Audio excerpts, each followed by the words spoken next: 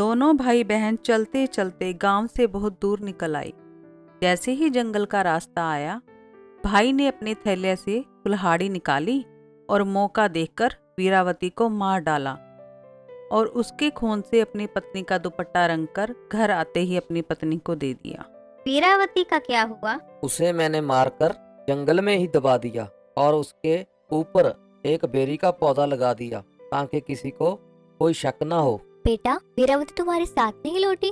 माँ, वो मामा के यहाँ रुक गई। कुछ समय बीतने के बाद वह बेरी का पौधा बड़ा हो जाता है। एक साधु उस बेरी के पेड़ के पास से गुजर रहा होता है कि अचानक ही उसे एक आवाज सुनाई देती है। साधु इधर उधर देखता है। तभी साधु को एहसास होता है कि यह आवाज इस पेड़ से आ रही है।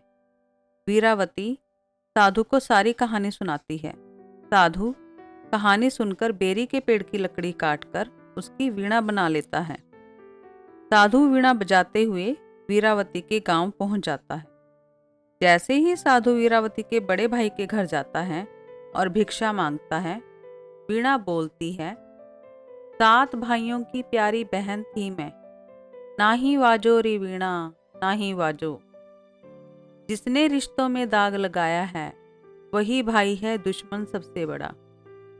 यह सुनकर बड़ा भाई पसीना पसीना हो गया।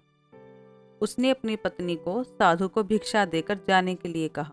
इस तरह साधु बाबा 6 भाइयों के घर गए और वीणा तभी बोल पड़ती। सभी भाइयों ने अपनी पत्नियों को साधु को भिक्षा देकर आगे जाने के लिए कहा।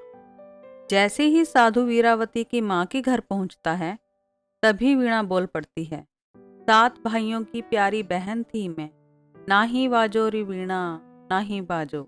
जिसने रिश्तों में दाग लगाया है वही भाई है दुश्मन सबसे बड़ा। साधु महाराज, यह वीणा क्या बोलती है और क्यों? इसके पीछे क्या रहस्य है? कृपा करके बताइए। तो सुनो माता। साधु ने वीणा की सारी कहानी वीरावती की माँ से कह डाली। माँ कहानी सुनते ही फूट फूट कर रोने लगी और राजा के दरबार में जाकर राजा को सब कुछ बता दी। राजा ने यह सब सुनकर वीरावती के बड़े भाई भाभी को जेल में डाल दिया। वे दोनों फूट फूट कर रोने लगे, लेकिन अब उनके रोने का कोई फायदा नहीं था। वे वीरावती से माफी मांगने लगे, लेकिन अब कुछ नहीं हो सकता था, क्योंकि वीरावती तो अब इस दुनिया में रही ही नहीं थी।